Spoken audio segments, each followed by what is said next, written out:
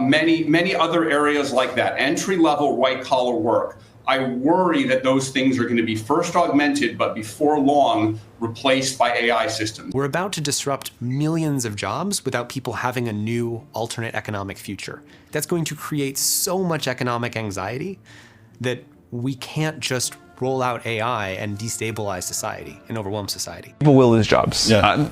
Many new jobs will be created, I think much better jobs. We feel a responsibility to educate society as we see it. We'll be right about some things, wrong about others, and to be as good as we can at being stewards of this technology.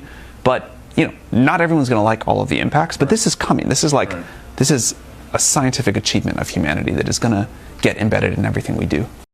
So the AI job apocalypse might be closer than we think, and this video is going to truly explain why tech leaders are warning of mass unemployment within just 5 years. Now, this story genuinely has people freaking out on social media, and after a deep dive into what's happening, I can truly understand why. We're not talking about some distant sci-fi future scenario anymore. According to some of the biggest names in AI, we might be looking at the most dramatic job displacement in human history, and it could happen way sooner than anyone expected. So before we get into the meat of things, I want to show you guys this channel because this isn't my first rodeo when it comes to speaking about AI and jobs. I've been doing AI on YouTube for around 2 years, and I've been looking into AI for even longer than that. And job loss was something that I was so passionate about that last year I created a dedicated channel to exploring all of the ways in which it would actually affect people. And it was remarkable some of the things I found. I was even so passionate that I actually managed to create a post-AGI preparedness framework, which essentially allows individuals who aren't really up to date with AI and AGI to not be surprised when massive economic changes come. It basically allows you to be bulletproof when it comes to the coming AI changes. I was actually so paranoid that I created an entire database of jobs and referenced those with AI tools that could basically automate large parts of those jobs. And this was so that I was essentially one step ahead of everyone else because I really didn't want to be surprised due to the future that I still believe is coming. Now, if you want to access these resources, just hit the first link in the description, enter your email, and I'll actually send these over to you for free.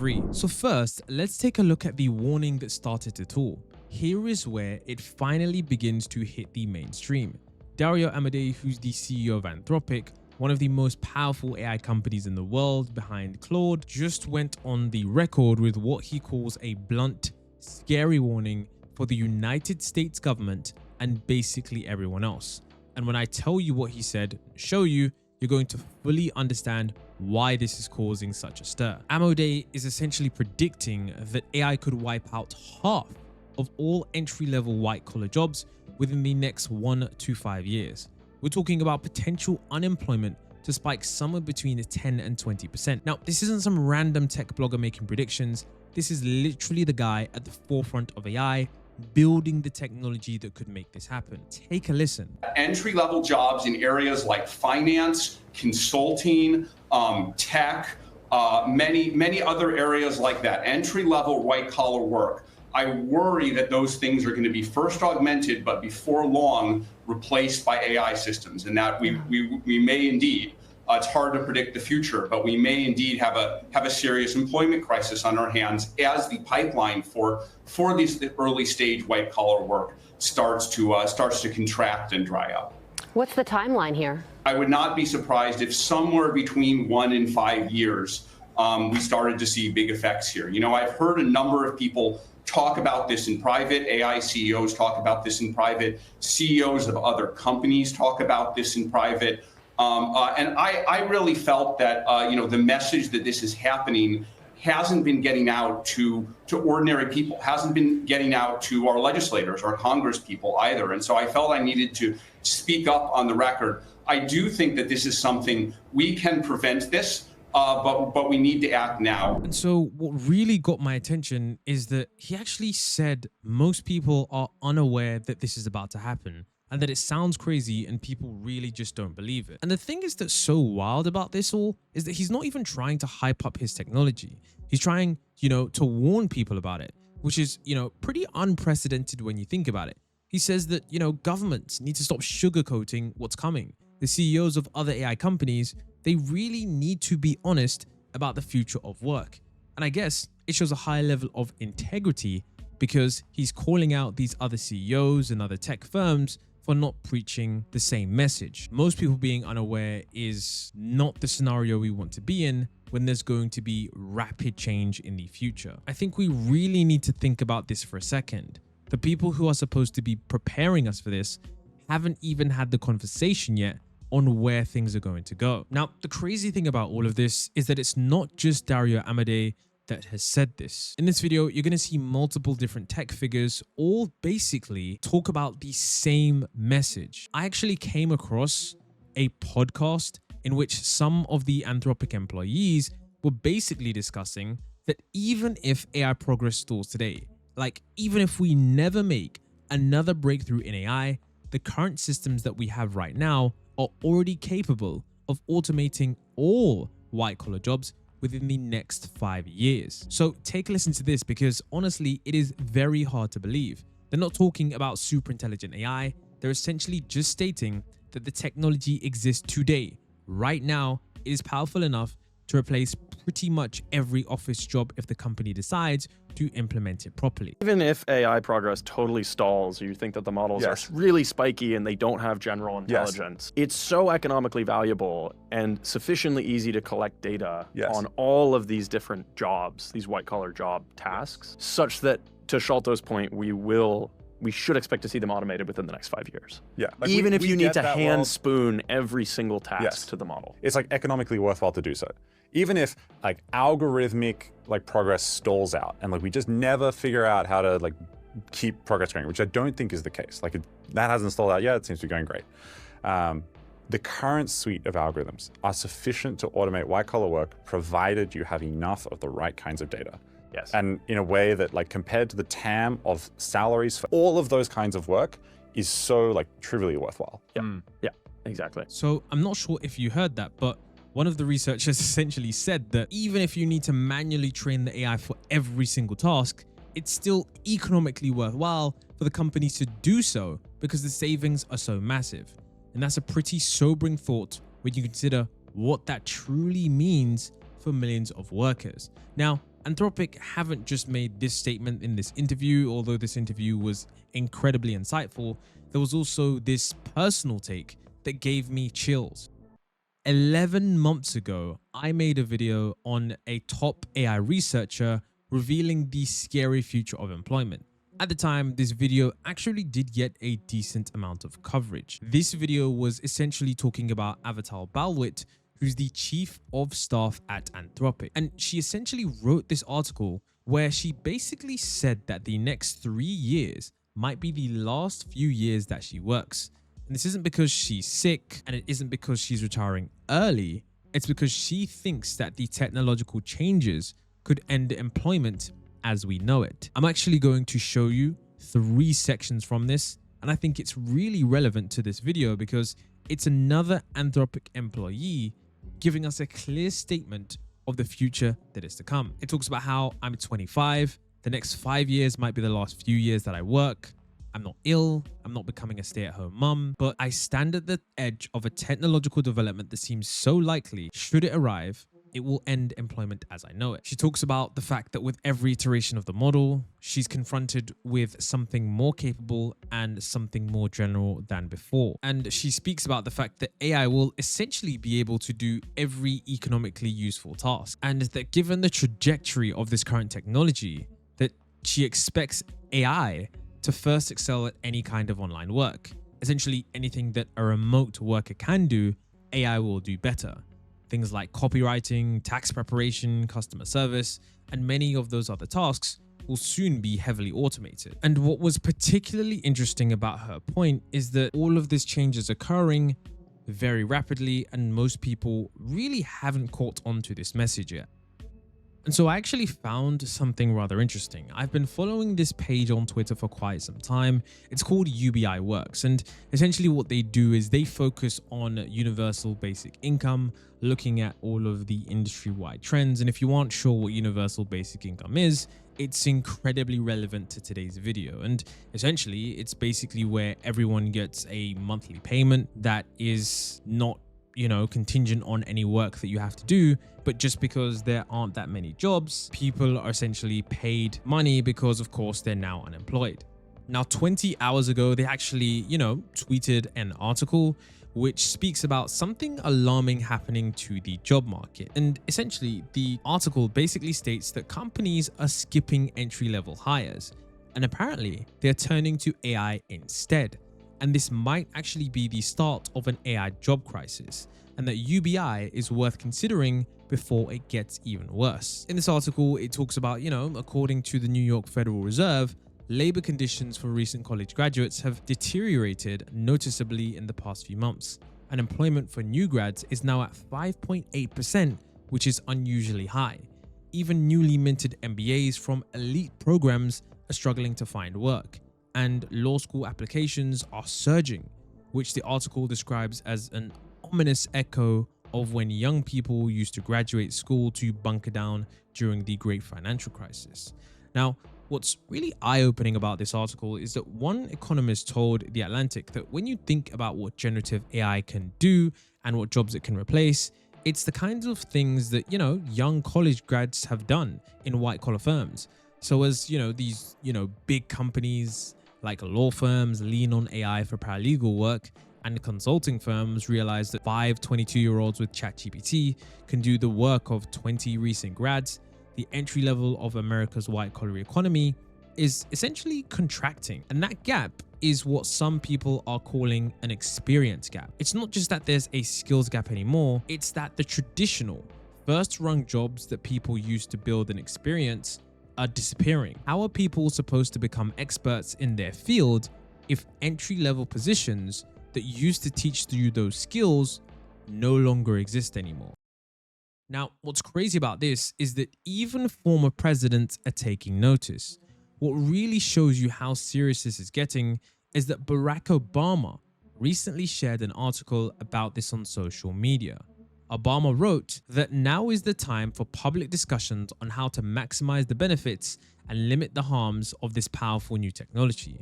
And this is also another article that talks about for recent graduates, the AI job apocalypse may already be here. I've actually seen Barack Obama speak about this for quite some time, but I really don't see any other elected officials mention this at all. With automation replacing so many blue-collar jobs and pretty soon white-collar jobs, we may need to consider bigger changes, and we should start talking about that now.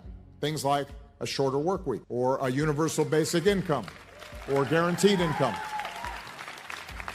Ideas that can spread work around and supplement the incomes of people as they shift to the much needed work that I mentioned earlier that can't be automated, that a program alone can't do.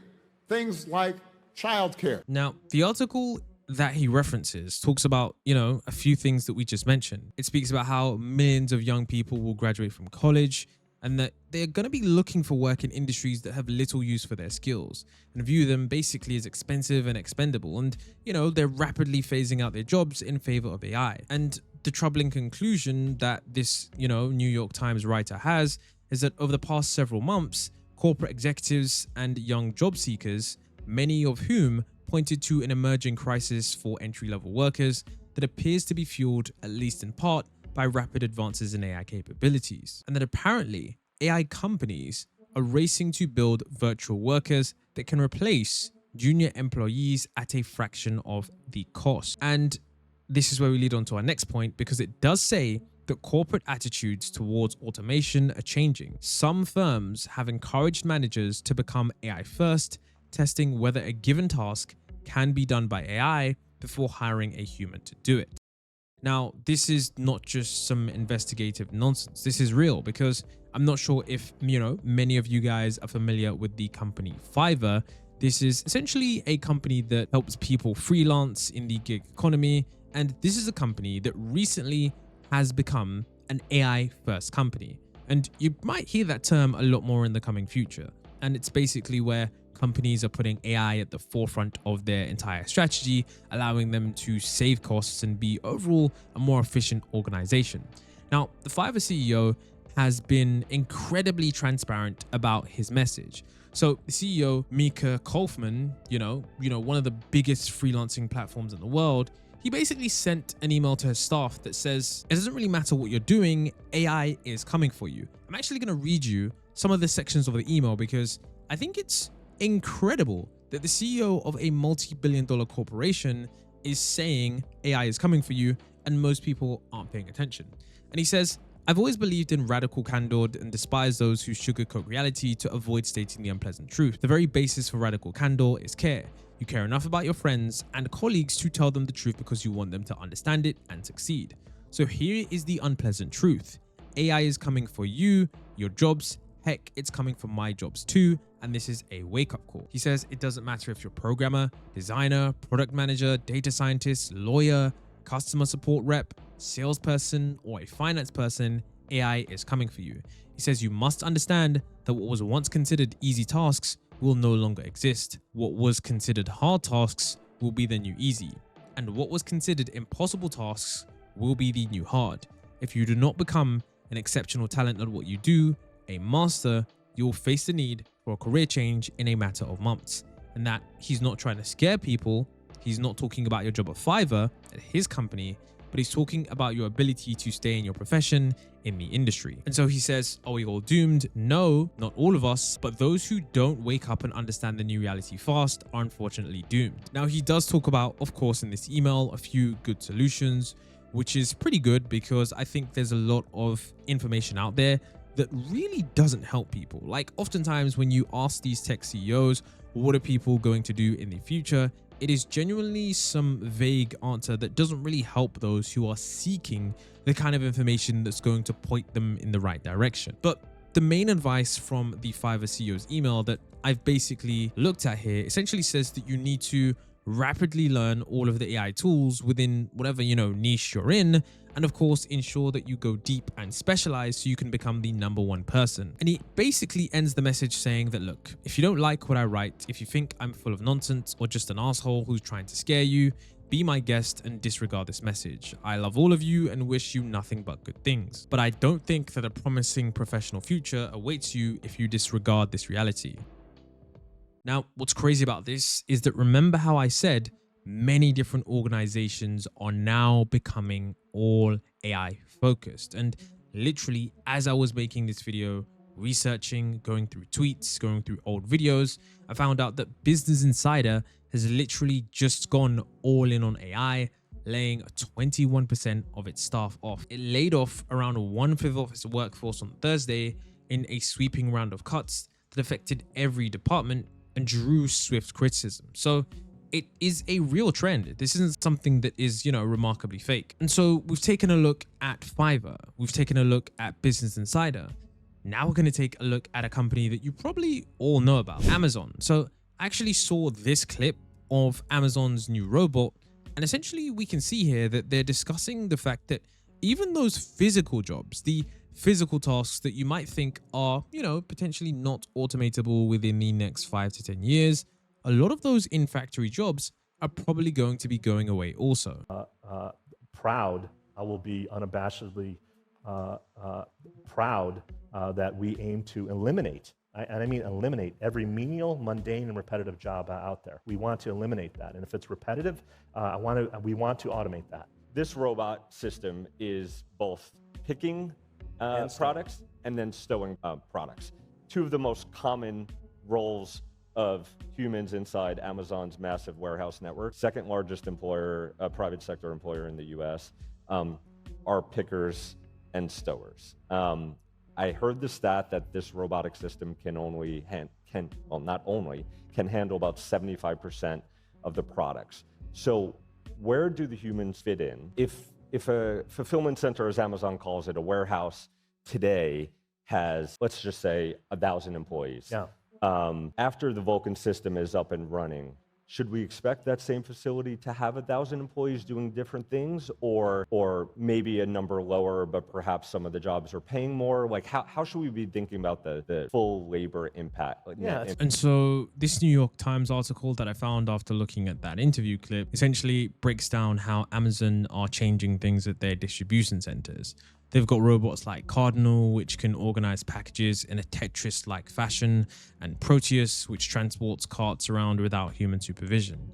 These machines can load and unload trucks, arrange items on pallets, and move products around warehouses pretty much autonomously. But here's what's interesting. Even in warehouses, there are still tasks that robots, kind of struggle with. And so I think this goes to show that even the physical labor tasks may not be safe, despite them being a lot harder to automate. I still think that there are some areas where physical labor, as well as these white-collar jobs, may actually be out fairly soon. Now, one of the things I shared in a video I made literally a year ago was the fact that the DeepMind co-founder Mustafa Suleyman put out this warning. This was in January of last year. And this was, really interesting to me because I remember reading this and I was completely stunned because I didn't expect a tech CEO at the time to essentially, tell us, well, basically the truth. And I know that might seem like I don't really have that much faith in these tech companies, but it was surprising that the DeepMind co-founder Mustafa Suleyman basically said that AI is a fundamentally labor replacing tool over the long term. In this interview on CNBC, he's actually pretty honest about where the technology is headed, which is a decent thing. And it literally just cuts right to the heart of this issue. It's an incredible technology, but fundamentally, what does it do? It replaces humans, and that while it's going to augment us and make us smarter and more productive for the next couple of decades, in the longer term, it's pretty much an open question. And, he does emphasize that we need to think very hard about how we integrate these tools because left completely to the market and to their own devices, these are fundamentally labor replacing tools. What does that mean for jobs in the future? I know right now it's a really tight labor market, but are they going to replace humans in the workplace in massive amounts? I think in the long term, we have to think over many decades, we have to think very hard about how we integrate these tools because left completely to the market and to their own devices, these are fundamentally labor replacing tools. They will augment us and make us smarter and more productive for the next couple decades, but in the longer term, that's an open question. Now we actually need to get onto the congressional hearing that revealed everything. Something that really opened my eyes was this congressional hearing where Senator Gary Peters grilled OpenAI CEO Sam Altman on this job displacement. Peters revealed that in a private meeting, Sam Altman said that upwards of 70% of jobs could be eliminated by AI. And when confronted about this hearing, Altman didn't even deny it.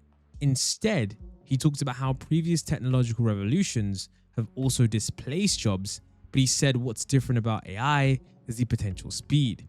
He explained that while society adapted, in the past to huge amounts of job loss and job change, AI is essentially compressing the speed of change, and it feels like that could change pretty fast. Talk to me about how you believe leaders in your industry can help mitigate job losses or deal with what could, as you described it last year, major social disruption. The thing that I think is different this time than previous technological revolutions is the potential speed. Technological revolutions have impacted jobs and the economy for a long time. Mm-hmm. Some jobs go away, some new jobs get created. Many jobs just get more efficient and people are able to do more and earn more money and create more, and that's great. Over some period of time, society can adapt to a huge amount of job change, and you can look at the last couple of centuries and see how much that's happened. I don't know. I don't think anyone knows exactly how fast this is going to go, but it feels like it could be pretty fast. The most important thing, or one of the most important things I think we can do, is to put tools in the hands of people early. We have a principle that we call iterative deployment. We want people to be getting used to this technology as it's developed. We've been doing this now for almost 5 years since our first product launch. As society and this technology co-evolve, putting great, capable tools in the hands of a lot of people and letting them figure out the new things that they're going to do and create for each other and come up with, and provide sort of value back to the world on top of this new building block we have and the sort of scaffolding of society. That is, I think, the best thing we can do as OpenAI and as our industry to be sort of help smooth this transition. The idea we want to get to the point where AI isn't displacing work, but actually enhancing work, that people are more productive and doing things that we probably can't even imagine what people will do. If we look 100 years ago, we have jobs that no one dreamed can't imagine, and I don't think we can imagine the jobs on the other side of this. But even if you look today at what's happening with programming, which I'll pick because it's sort of my background and near and dear to my heart, What it means to be a programmer and an effective programmer in May of 2025 is very different than what it meant last time I was here in May of 2023. These tools have really changed what a programmer is capable of, the amount of code and software that the world is going to get. And it's not like people don't hire software engineers anymore. Right. They work in a different way and they're way more productive. Now, it wasn't the only time the CEO of OpenAI had something to say about the future of jobs. In this interview, he made it very clear that, people will lose jobs, but at the same time, he's quite optimistic that people will find things to do. People will lose jobs. Yeah. Many new jobs will be created, I think much better jobs. We feel a responsibility to educate society as we see it. We'll be right about some things, wrong about others, and to be as good as we can at being stewards of this technology. But, not everyone's going to like all of the impacts, but this is coming. This is this is a scientific achievement of humanity that is going to get embedded in everything we do. The definition of work changes. Someone that lived thousands of years ago that was trying to be like a subsistence farmer probably would look at what you and I do now and say, that's not really work, they're just having fun. I think it will be so clear once these robots are off doing all of these other things that there's some special human things, and we don't really care about that much what those robots do in the same way that, we don't care that much about the machines and factories making stuff for us. Right. But we'll find. And then, so this is where Sam Altman on a podcast essentially says that, once again, we will find different things to do. But I don't think the issue is not finding things to do. I do think that, of course, we might need an entirely new economic system. You're living a version of that. So eventually, I think the whole economy transforms. We'll find new things to do. I have no worry about that. We always find new jobs, even though every time we stare down a new technology, we assume they're all going to go away. It's true that some jobs go away, but we find so many new things to do and hopefully so many better things to do. So I think what's going to happen is this is just the next step in a long, unfolding, exponential curve of technological progress. Now, I've been doing some more research, and one of the things I shared, I think a few months ago, was the dystopian vision from Perplexity CEO. So if you don't know who this guy is, this is Aravind Srinivas, and this is the CEO of Perplexity AI. It's an incredible AI tool. He actually used to work at OpenAI, and he called the dystopian aspect of AI progress is essentially the massive job loss that could come with AI advancements. The dystopian part of it is, unfortunately, in the short term, there's going to be a lot of labor displacement. Not as many people are needed to get a work done anymore. So how people upskill themselves and adapt, those who are using AIs are definitely going to be well positioned. So all that stuff is going to take place, and how people react to it is already you don't need to build 10,000 people companies to be $1 trillion company anymore. So definitely where the next generation of graduates getting jobs, existing big techs are laying off people or not hiring more. So all this stuff is definitely going to impact the market. And it's very interesting that simultaneously, while creating new value and making software creation easier, and we're also displacing existing labor and value. So how people deal with all this is going to be interesting to watch. And I don't think anyone really knows how it'll all play out. Now, he wasn't the only CEO of an AI company to be saying this. Of course, in the beginning, we spoke about Dario Amodei, Sam Altman, of course, CEO of Perplexity, CEOs of, the co-founders of Google DeepMind. And I came across this interesting tweet. So it was essentially saying that increasingly having conversations about replacing AI swaths of knowledge worker jobs in B2B lending, in healthcare admin, in insurance, supply chains. And apparently this user was hearing anecdotes almost daily of dozens of people made redundant, and that he's essentially surprised that it isn't showing up in labor data yet. And this is where the former CEO, Emad Mostak of Stability AI, gave his opinion. He said that AI job losses will be like a sand pile collapse. There will be a few grains of jobs that, essentially go missing and fall. And then, all at once, things basically collapse, which is not great for society. We want a gradual transition, not one day everything's good. And then, the next month there are just, millions of people out of work. And he says that when that happens, the natural replacement entry-level positions will disappear too in a couple of years. Now, remember how we spoke about Aravind Srinivas, the person who used to work at OpenAI, now running his own billion-dollar company?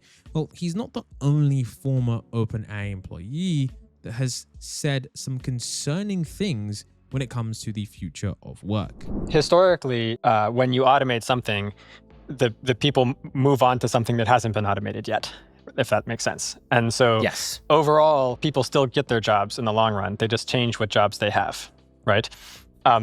When you have AGI, or artificial general intelligence, and when you have superintelligence, even better AGI, that is different. Whatever new jobs you're imagining that people could flee to after their current jobs are automated, AGI could do those jobs too. And so that is an important difference between how automation has worked in the past and how I expect automation to work in the future. Now, one of the most thought-provoking perspectives I found came from Tristan Harris. This is the guy who co-founded the Center for Humane Technology, and Harris is warning about what he calls a race to reckless AI development. And he says this could potentially create massive economic instability and uncertainty that could destabilize society as a whole. And this is a guy who's studied how technology affects social cohesion for years, and his warnings about AI's potential impact on employment should probably be taken seriously. We're about to disrupt millions of jobs without people having a new alternate economic future. That's going to create so much economic anxiety that we can't just roll out AI and destabilize society and overwhelm society. Right now, the logic is if I don't race to deploy AI faster than the other companies or countries, then my country will lose. That's why we're not regulating AI, because we have to beat China. But that's the wrong logic. The logic is if I'm not as good at harnessing and mitigating the risks of AI, then I'm going to lose to the countries that are better at mitigating the risks of AI. So instead of it's a race to deploy the technology, it's a race for who's better at governing the technology in a way that doesn't self-undermine your role. Now, we've actually looked at a lot of things in this video, but to get a better picture of what's really happening, I actually looked back at the World Economic Forum's Future of Jobs Report 2025, which surveys over 1,000 employers across 22 industries and 55 economies. And this report essentially shows that 86% of employers expect AI and big data analytics to drive transformation in their businesses. And they are predicting significant job displacement in administrative and clerical roles, with AI and robotic process automation replacing data entry clerks, cashiers, and telemarketers. What's also interesting is that this, Future of Jobs report predicts that while 92 million jobs could be displaced, 170 million new jobs could be created, particularly in AI, green technologies, and healthcare. And the challenge is that 63% of employees see skill gaps as a major barrier to transformation, meaning there's going to be a huge need for upskilling and reskilling. And to give you guys the gist that you might want to screenshot, because it's actually quite hard to find, they do have a list of the fastest growing and declining jobs by 2030. So, I've already done a video on this. I will leave a link to this if you really want to look at which roles will be there and which roles won't. You could also just search the Future of Jobs Report 2025, but we can clearly see that the top fast growing roles are the fintech engineers, AI machine learning specialists, software developers, security management specialists, and the declining jobs are things like postal service clerks, bank tellers, data entry clerks, printing and related trades workers, accounting. I mean, it's really, really interesting to see which kind of roles they expect to be gone by 2030 and which ones they expect to expand by 2030. It definitely might help you, go in the right direction. And if you do want to know which skills you should probably be learning, they also have this list of the core skills you should be learning in 2025. Now, I think all of these predictions are pretty alarming, and I think it's important to look at what's actually happening on the ground. I found some analysis that suggests the timeline for complete automation might be more nuanced than some of these dire predictions suggest. The reality is that, there are still significant technical limitations, practical implementation challenges, and economic factors that could slow down widespread AI adoptions. Most jobs involve complex human interactions, creative problem solving, contextual understanding that current AI systems still struggle with. And there's the question of whether AI will completely replace jobs or maybe just transform them. Many experts believe that, AI might primarily augment human capabilities rather than lead to wholesale job displacement in the near future. And the World Economic Forum's data actually kind of supports this, suggesting that while some roles might decline, others may be redefined rather than completely eliminated. So if you want to know my personal opinion, after all the research I've gone through, it's pretty clear that some industries are facing more immediate disruption than others. As we've already spoken about, the WEF does have this list right here, but I think based on what Dario Amodei said and others have said, it's pretty clear that entry-level white-collar jobs in technology, finance, law, and consulting seem to actually be the highest at risk.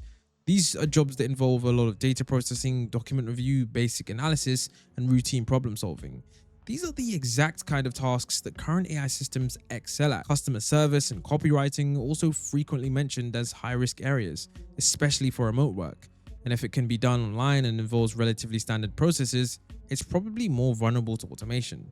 And on the flip side, jobs that require physical dexterity, human complex interaction, or highly specialized expertise do seem to be safer in the short term. Things like plumbing, hairstyling, counseling, and high-level strategic work are areas where humans will have significant advantages. So I think the thing that keeps everyone up at night is, the speed. I mean, the one thing that I've seen consistently is that the speed at which this change could happen is incredible. Unlike previous technological revolutions that played out over decades, AI development is happening so fast that even me, someone who's really focused on AI news, sometimes falls behind. And Sam Altman talked about the speed in the congressional hearing, and it's actually good that he's acknowledged that it's a real concern. When you can train an AI system to do a job in weeks or months rather than years, the normal processes of economic adaptation just don't have time to work. And remember, the speed is compounded by the fact that AI improves itself in ways that previous technology doesn't. As the Anthropic chief of staff pointed out, it's the automation of automation, which means that it kind of accelerates its own development. Now, given all of this uncertainty, what should the average person actually do? The advice that keeps coming up from multiple sources is basically to start learning how to work with AI tools rather than to compete against them. The Fiverr CEO's advice to his employees was basically to master the AI tools in their fields, and the idea from that is basically like, you're going to be less likely to be replaced by AI if you know how to use the AI tools effectively. And as Jensen Huang from NVIDIA put it, you won't lose your job to AI, but you'll lose it to someone who employs AI. That means learning how to prompt AI systems effectively, understanding their strengths and limitations, and figuring out how to combine AI capabilities with uniquely human skills like creativity, emotional intelligence, and complex problem solving.